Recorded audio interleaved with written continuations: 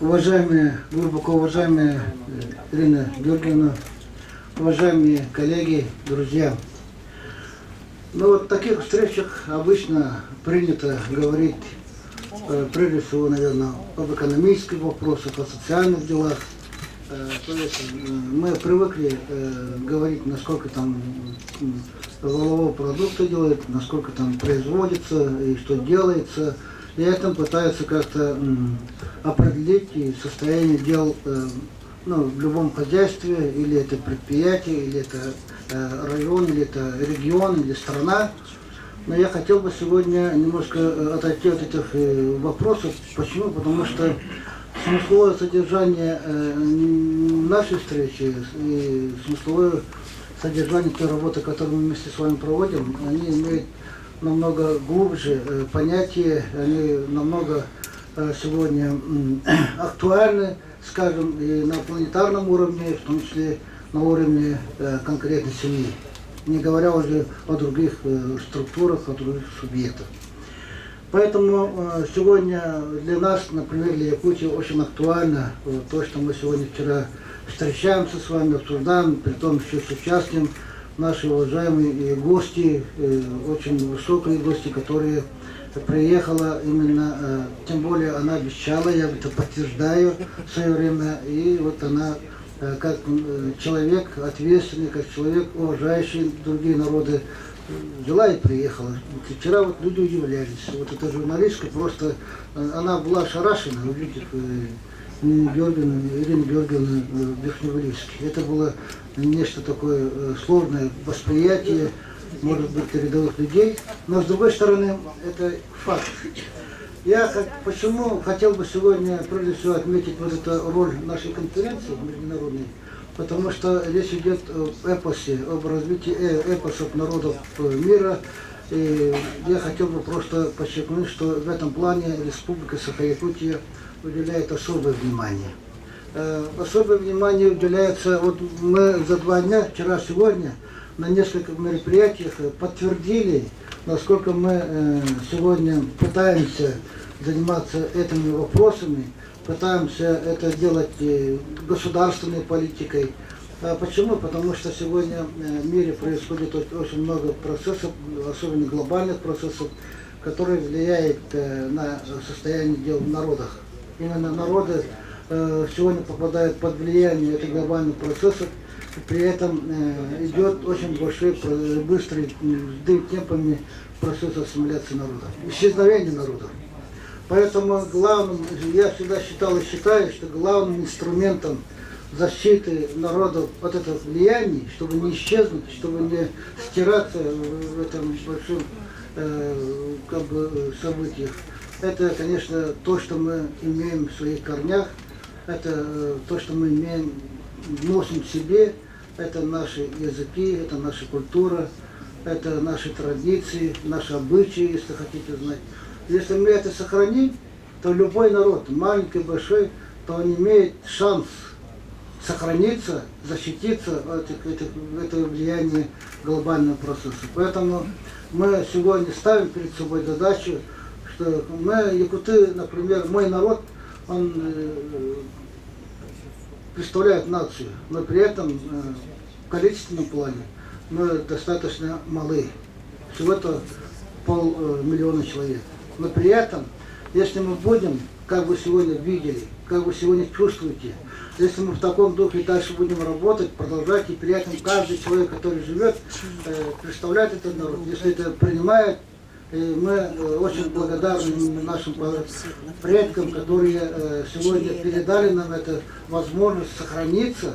Вот это мы должны в нынешнее поколение. Это должны создать такие условия, чтобы это было продолжено. В частности, мы, народ, который не имели письменности, сохранили старотюркский язык в точном таком содержании, благодаря нашей эпосолонству. Потому что другого варианта не было, потому что не было письменности. Не было на что-то заложить и сказать, давайте будущее поколение изучайте, занимайтесь этим. А именно благодаря эпосу все это произошло.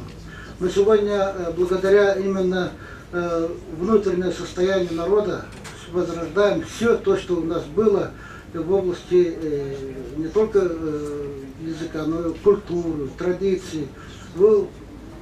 Бывает, вот мы постарались вчера, сегодня, за короткое время Ирине Георгиевне показать вот эту возможность, это возможности, которые имеет наша Якутия именно в этом направлении.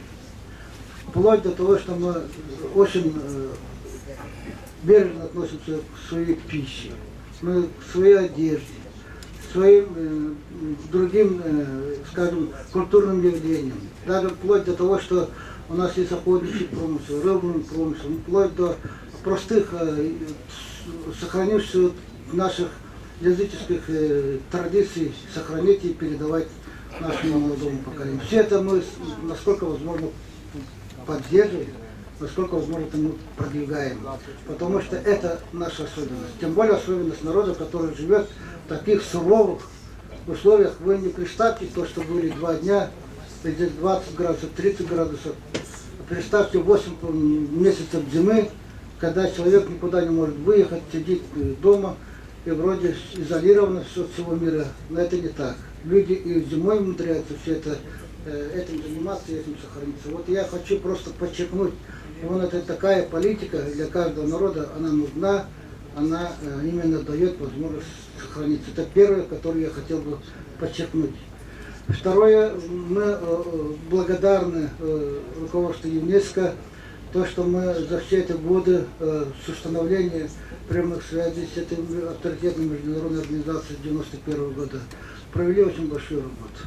Мы нашли, с одной стороны, возможность получить тот позитив в развитии народа, тот позитив, который есть в гуманитарном направлении, ту поддержку, которую мы почувствовали за эти годы, нам дало очень много хорошего с точки зрения выхода на мировую арену, с точки зрения имиджа республики, с точки зрения вообще появления уверенности в народе, что мы народ, который можем не только в пределах своей границы жить, не только в пределах Российской Федерации, но выходить на мировой уровень и на равных разговаривать с другими народами.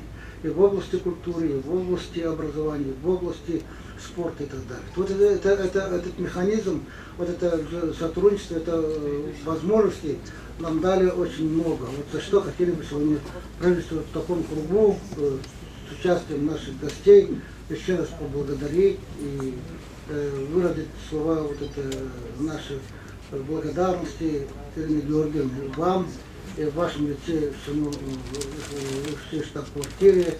Мы хотим сегодня поблагодарить наши российской структуры ЮНЕСКО, вице Григория Эдуардовича, который все-таки нас поддерживает. Мы-то вначале как-то очень скромно пытались подойти.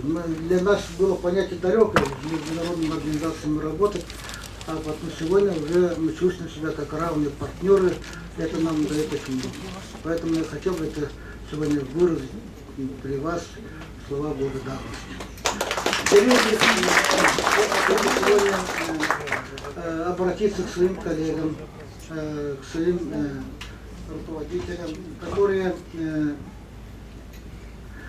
постоянно работают по программам ЮНЕСКО, которые подготовили сегодня предложения. С учетом той работы, которую мы вчера провели, сегодня провели по отношению позиции и Григория Эдуардовича, и главной позиции